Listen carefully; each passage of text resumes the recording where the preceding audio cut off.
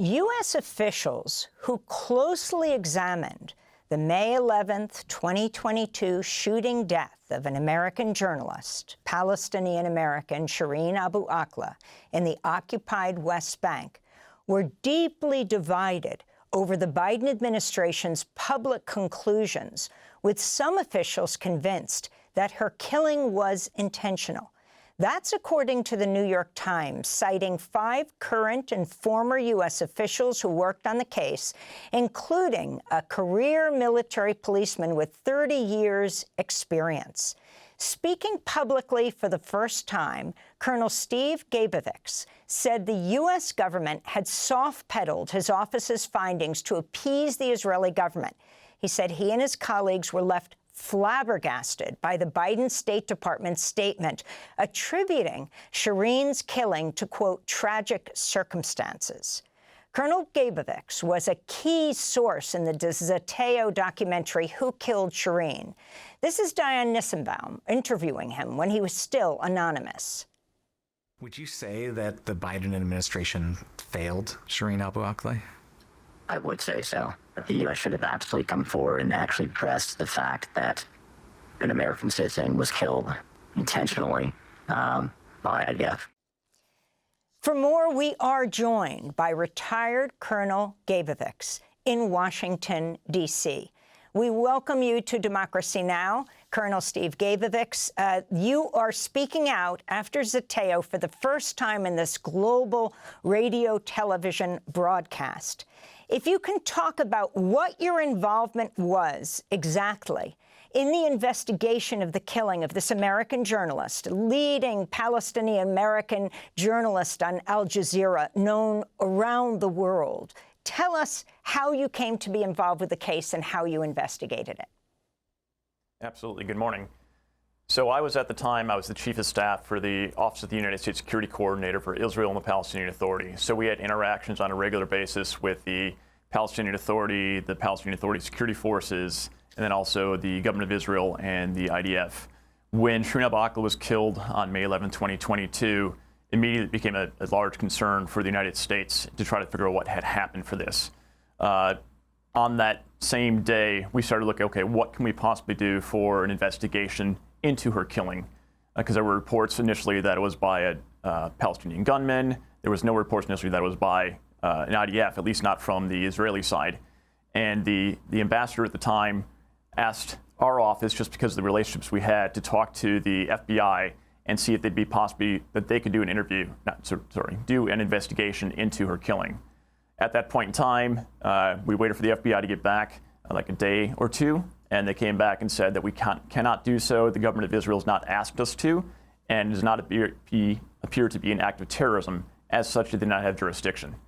After this determination was made, Lieutenant General Fenzel talked with Ambassador Nides and indicated that we had law enforcement capacity, trained individuals within the USSC, myself being at that point in time 27 years as a military police officer, as well as other members from different nations that were part of the USSC. So since there was no one else to do that investigation inquiry, I was tasked to lead that on behalf of the embassy to look into the killing of Shireen Abu Akleh.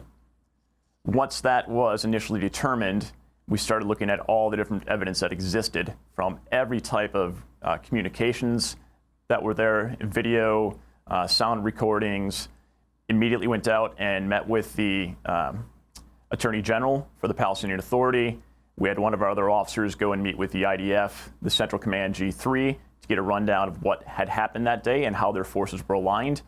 And we started to see the different things happening in the media at the same point in time. So we continued to build up our capacity and understanding of the event before we went out actually to the site and put ourselves in position to see what actually happened on the ground, knowing what the disposition was of the Israeli forces, and knowing exactly the timing and location of Shireen Abu Akleh and the rest of the journalist crew that was out there that morning. So just to set that scene, May 11th, 2022, she's outside with a team of journalists, the Jenin refugee camp, clearly wearing that press vest and a helmet.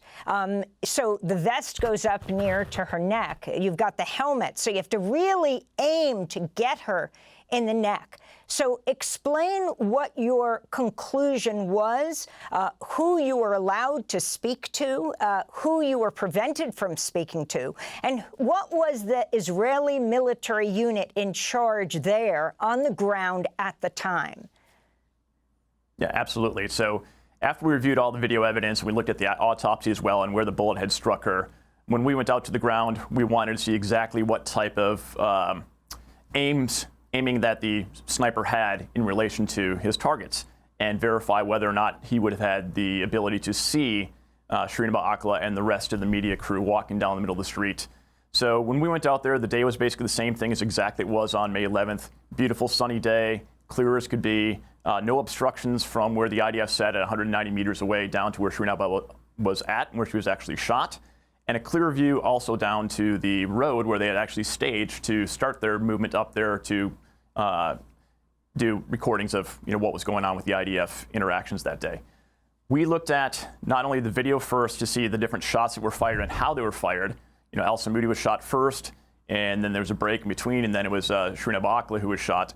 And we went to the location of the carob tree. We looked at the bullet holes themselves. There were 3 actually in the carob tree. One obviously hit her as well. And we saw where other ones had hit between the video. All the shots that were at the carob tree and where she was hit in the head were aimed shots in a very tight group, which means that they were aimed for headshots at that location. You could see it very easily. From there, we walked up the street to the location where the IDF was set. When they were there on May 11th, they actually had armored vehicles, 5 armored vehicles, 2 that were perpendicular to the road, so they had protective fire to the north and south, and then 3 that were in the middle. They were the extraction team for the element that had conducted the raid in Jenin itself. From there, we had representatives from the Palestinian Authority security forces in blue vests, and then have a helmet with as well, so we could see them at the same exact locations that the Shireen Akleh was at.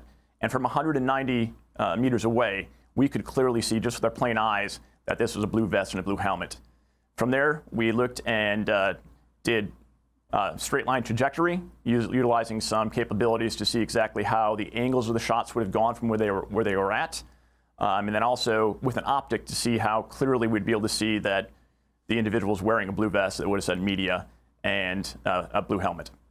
So after we conducted that analysis, we were able to disprove very quickly the assertion that there was a Palestinian gunman in front of Shireen Akleh that the IDF had shot at, and they had accidentally shot her instead, for multiple reasons. One, the actual shots, if they were shooting at a Palestinian gunman where they said they were at, based upon the elevation change and the distance, the bullets would have hit about 75 to 100 meters in front of Shireen Akleh. So there's no way that could have happened. And then when we look at the angle trajectory of where they were shot from, the vehicle that the sniper would have been in with a scope and with the basically a fixed position as the barrel actually goes out through the door and you can turn it around and move it, so it's a stable firing position. The shots were directly angled at where they hit the tree and at Shireen Akleh from that location. With the unit itself, it was the Dudavon unit, which is a special operations counter-terror unit, highly trained and highly skilled. So we knew also definitively that the person who would have been conducting the security on both sides were trained and operational in that unit, and also that the unit has excellent optics that they utilize on their weapons. At a minimum, it would be an ACOG, could have been any other type of scope as well. We do not know. The Israelis never gave us that information. So after we gathered all this up, the indications of everything we read, from the reports that we got from the IDF on their locations and proximity to where the event happened, what we got from the investigation from the Palestinian Authority and our investigation, to us it was very clear that the individual in the vehicle who took the shots, and it was one individual, would have had a clear line of sight and would have had visibility of Shireen Akleh walking down the middle of the street for a period of time before he took the shots.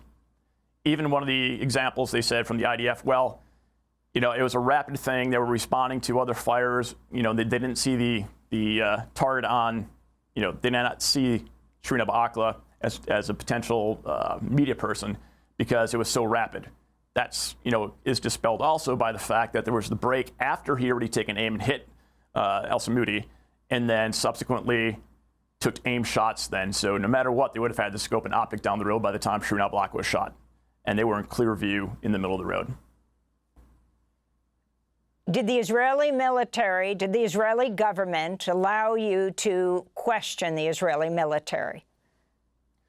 No, they did not. The only thing that we got was them giving us the initial report of their operations that day, which basically just laid out what they were doing in their timeline and where the forces were at. This was also at the same point in time that they were saying that it wasn't, you know, it wasn't us, it was a Palestinian gunman, and if it was us by any chance, it was an absolute accident. Never would have known that she was actually there, and we did not try to shoot her. Now, I believe they didn't know that it was Shireen Abu Akleh. I think they knew she was in the area, but they would have known as a journalist for sure. Tied to that also just very quickly, so one of the pieces that sort of drove the U.S. perspective on this was that Major General Fuchs, who was the Central Command commander on the very same day Shireen Abu Akleh was shot, May 11th, he met with Lieutenant General Fenzel and basically sketched out, you know, where his forces were and said that it was most likely a Palestinian who had shot her, but there was a possibility that it could have been an accidental shooting based upon the fog of war from the IDF. And that's pretty much the stance that the USG sort of stayed with in spite of all the evidence that transpired after that first day. So then if you can talk about what was said at the time, at the conclusion of the report. I want to go to the Zateo documentary, Who Killed Shireen, in which Diane Nissenbaum speaks with the former State Department official Andrew Miller, who was Deputy Assistant Secretary of State for Israeli-Palestinian Affairs when Shireen was killed in 2022.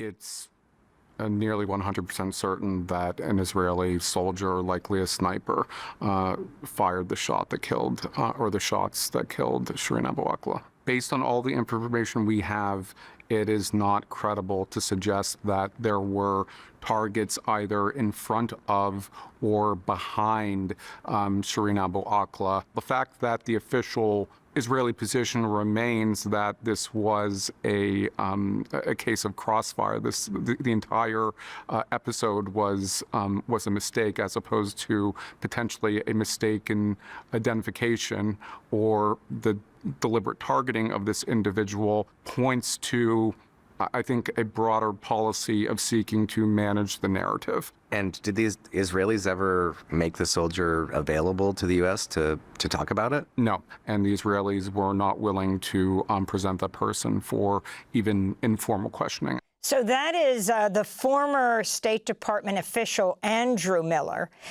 He was Deputy Assistant Secretary of State for Israeli-Palestinian Affairs when Shireen was killed back in May 2022, not to be confused with Matthew Miller. And we want to play a clip from him from last year under President Biden. A reporter is questioning the State Department spokesperson, Matthew Miller.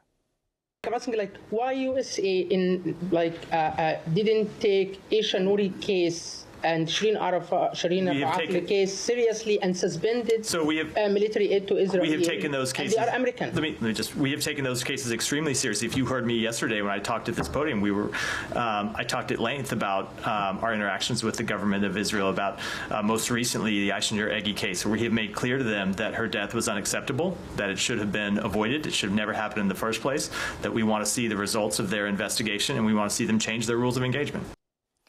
So that was Matthew Miller. If you can explain your response, I think the term was flabbergasted. A number of the people engaged in this investigation, like you were, retired colonel, explain what exactly the responses of the State Department, their conclusions that this was tragic circumstances. Yeah, absolutely. And I'll actually back it up a little bit because it ties very well into the comments from Andrew Miller as well. So after we had completed this, we were on regular video calls classified and unclassified, with the State Department. I spoke with Andrew Miller several times about our findings. I spoke to Ambassador Nides about my findings as well, and I indicated to both of them in different times that the evidence to me indicated that there would have been enough if we actually built a criminal case to have enough information and facts to be beyond a reasonable doubt for a conviction at some level. It would be manslaughter or something of that nature. So that was briefed to both the ambassador, to General Fenzel, and then also to the State Department during these different engagements. So that's one reason why I've worked very closely with Andrew Miller since that point in time as well. So we were anticipating and we were pushing for the fact that they needed to formally admit the fact that it was not an accident, that a soldier killed Shireen Akleh, that it was an intentional shooting, and unfortunately, that was not what came out on July 4th. I had been going back and forth predominantly with Lieutenant General Fenzel and saying we need to make this and hold them accountable for their actions. We need the Biden administration to absolutely press Israel to follow through on this and give us answers for the killing of an American citizen, where all evidence indicates that it was an intentional thing. And we saw, the false narratives that Israel was trying to press continuously, all the way until September of actually 2022, when they finally admitted that it was the IDF that likely killed her, but still as an accident. So when the actual statement came out on July 4th, that was absolutely not what I expected. I know General Fenzel had been involved in writing that statement. I was not involved in the final component of the statement that was written for the State Department to release on July 4th, so I was shocked. Sitting there with several other members of our team, with the public diplomacy team at the Office of Palestinian Affairs as well, and we couldn't understand what actually happened. We're like, how can we even possibly say this? Number one, there's still data out there. All the data indicates the exact opposite. It was not fog of war. There was no way there was any, Palestinian gunmen in the way or anything else that would go to the Israeli narrative. So when that came out, it's like, took the sails out of us because this was not what we had found. And this continued to be a point of contention for me for the next 2 years as the report was written with the findings for the killing of Shireen Akleh. Would you call this a cover-up by the Biden administration? Definitely a lack of action. Cover-up, maybe to a degree, yes, because many people knew within there and had the ability to reach out and find all the rest of the information from us and chose not to after that narrative was said. So the fact that initially Biden came out and said when it was a Palestinian gunman, what was thought to be a Palestinian gunman, that we will find who this was, we will make sure there's justice for the killing of Shireen Akleh. But then after that statement came out on July 4th, we never heard anything again from the administration whatsoever to hold Israel accountable for anything. And once there was no Palestinian gunman, they weren't after looking to find an answer for who actually killed her.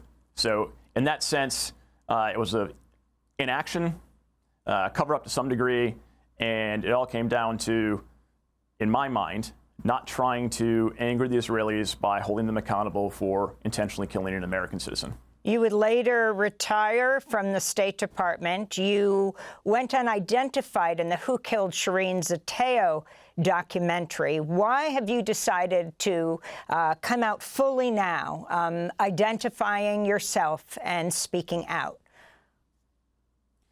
So while I was still in the military prior to January, I couldn't really speak out about this. Not tied to being secret or anything of that nature, but just within the context of being within the military, I would have to listen to the directives of the public affairs and everything else on what they would allow me to talk about or not talk about.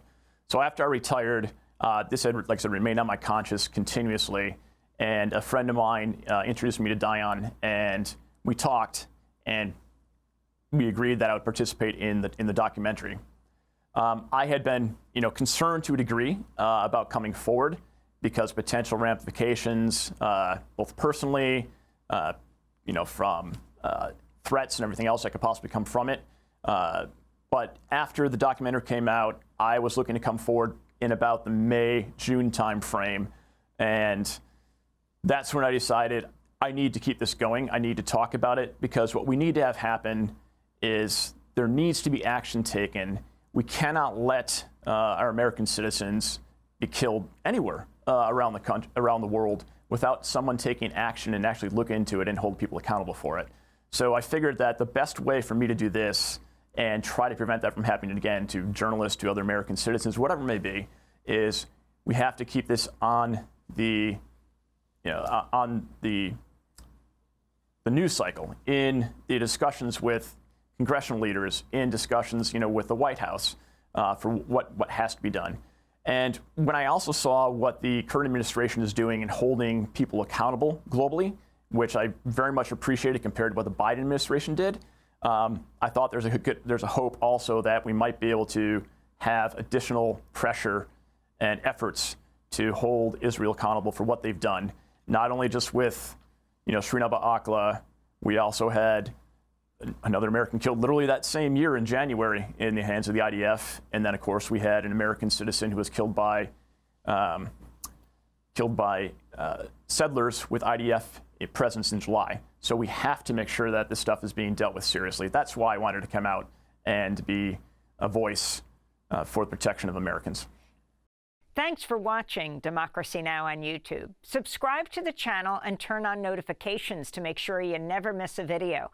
And for more of our audience-supported journalism, go to democracynow.org, where you can download our news app, sign up for our newsletter, subscribe to the daily podcast, and so much more.